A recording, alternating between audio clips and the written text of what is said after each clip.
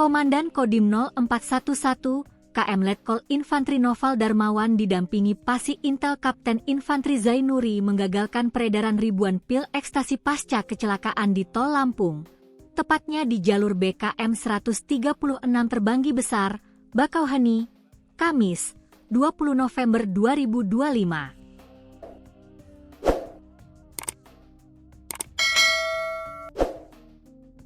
Hal tersebut merupakan tindak lanjut dari laporan dari Babinsa Sertu Eko Wahyudi, anggota Koramil 411 Terbanggi Besar, yang sedang membantu evakuasi kecelakaan mobil di ruas jalan Trans Tol Sumatera KM 136B.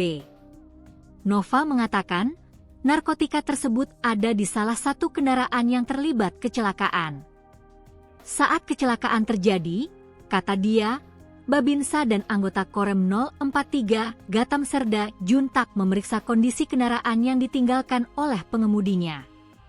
Saat memeriksa kendaraan tersebut, Sertu Eko Wahyudi dan Serda Juntak melakukan penyisiran pula di sekitar area laka dan menemukan 6 tas yang disinyalir dibuang ke bawah jembatan tol Karangendah, kata Noval. Temuan tersebut langsung menjadi perhatian karena mencurigakan. Babinsa langsung melaporkan kepada Danramil 11 TB dilanjutkan kepada Dandim 0411 KM. Dari temuan tersebut disinyalir isi dalam tas yang dibuang dari mobil SUV tersebut adalah barang-barang narkoba jenis ekstasi, ujarnya. Pihaknya mendapati 34 kantong yang menampung sekitar puluhan ribu butir ekstasi. Dandim 0411 KM langsung berkoordinasi dengan aparat kepolisian RI. Kemudian Dandim 0411 KM didampingi jajarannya menyerahkan penemuan tersebut kepada Dirnarkoba Polda Lampung Kombes Dwi Handoko didampingi Kabid Humas Polda Lampung Kombes Yuni untuk dilakukan pengembangan.